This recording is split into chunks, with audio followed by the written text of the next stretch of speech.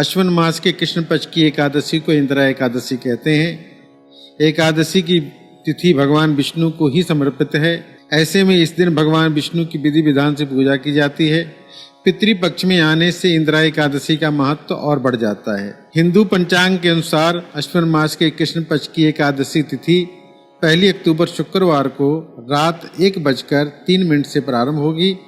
एकादशी तिथि का समापन 2 अक्टूबर शनिवार को रात 11:10 पर होगा। इंदिरा एकादशी व्रत 2 अक्टूबर को ही रखा जाएगा।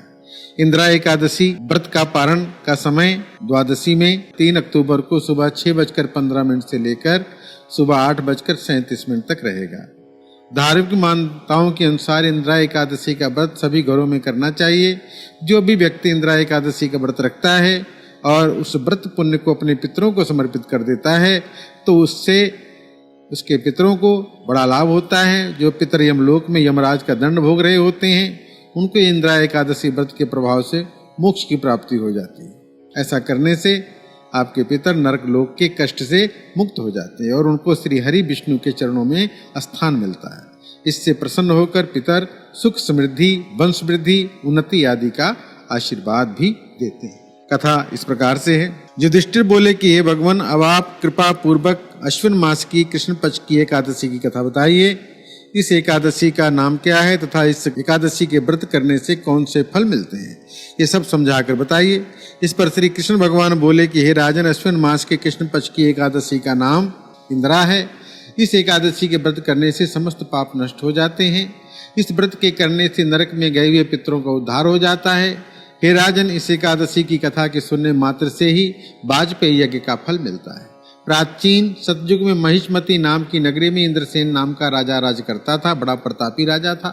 वो पुत्र पौत्र धन धान्य आदि से पूर्ण और सदैव शत्रुओं का नाश करने वाला था। एक समय जबकि राजा अपनी राजसभा में सुख के साथ बैठा था, महर्षि नारद आकाश मार्ग से उतर कर वहां पहुंचे।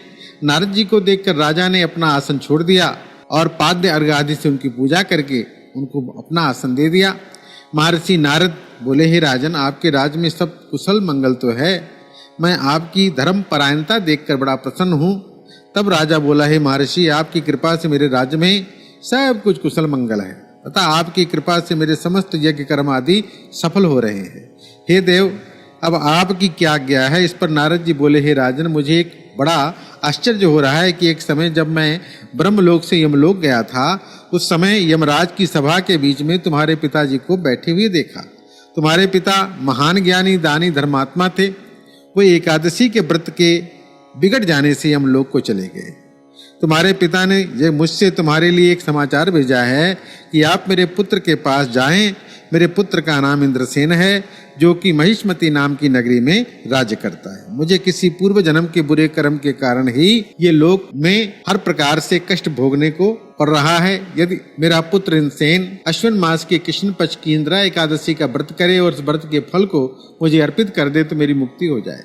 इस लोक से छूटकर स्वर्ग लोक में जाके वास करूं। जब राजा ने महर्षि नारद जी से पिता के ऐसे दुखपूर्ण वाक्य सुने तो उसे बड़ा दुख हुआ और इंदिरा एकादशी के व्रत की विधि पूछने लगा। हे नारद जी, अब आप मुझे इस एकादशी के व्रत की विधि बतलाइए। इस पर नारद जी बोले, हे राजन, अश्विन मास के कृष्ण पक्ष की दशमी के दिन सुबह उठ करके श्रद्धा सहित स्नान करना चाहिए। इसके बाद दोपहर को भी नहाना चाहिए। उस समय जल से निकलकर श्रद्धा पूर्वक पितरों का पिंडदान करे, श्राद्ध करे। उस दिन एक समय भोजन करे, रात्रि को पृथ्वी पे शयन करे। तो एकादशी के दिन सुबह दातुन आदि करे, स्नान करे। उसके बाद भक्ति पूर्वक व्रत को धारण करे और कहना चाहिए कि मैं आज निराहार रहूंगा, समस्त भोगों का त्याग कर दूंगा। इसके पश्चात कल भोजन करूंगा। हे भगवान, आप मेरी रक्षा करने वाले हैं। आप मेरे इस व्रत को संपूर्ण बनाइए। इस प्रकार आचरण करके दोपहर को शालिग्राम जी की मूर्ति को स्थापित करे। उत्तम ब्राह्मण को बुलाकर भोजन कराएं, दक्षिणा दे। भोजन में से एक कुछ हिस्से गाय को दे। विष्णु भगवान की धूप दीप नैवेद्य आदि से पूजा करे। रात्रि को जागरण भी करे। इसके बाद द्वादशी के दिन मौन होकर भाई बंधुओं सहित भोजन करे। सो हे राजन, ये इंदिरा एकादशी के व्रत की विधि है। हे राजन, यदि तुम आलस्य रहित होकर इस एकादशी के व्रत को करोगे तुम्हारे पिताजी अवश्य ही स्वर्ग को जाएंगे। महर्षि नारद राजा को सब उपदेश देकर अंतर्ध्यान हो गए। राजा ने इंदिरा एकादशी के आने पर उसका विधि पूर्वक व्रत किया। भाई बंधुओं सहित इस व्रत के करने से आकाश से फूलों की वर्षा हुई। राजा के पिता यमलोक से रथ पर चढ़कर स्वर्गलोक चले गए। राजा इंद्रसेन भी इस एकादशी के व्रत के प्रभाव से इस लोक में सुख भोग कर अंत में स्वर्गलोक को प्राप्त हो गया। श्री कृष्ण भगवान कहते हैं कि हे धर्मराज युधिष्ठिर, ये मैंने तुम्हारे सामने इंदिरा एकादशी का महात्म बताया। इस कथा के पढ़ने सुनने मात्र से ही समस्त पाप नष्ट हो जाते हैं और अंत में मनुष्य स्वर्गलोक में जाकर निवास करता है। ओम शांति शांति शांति ओम।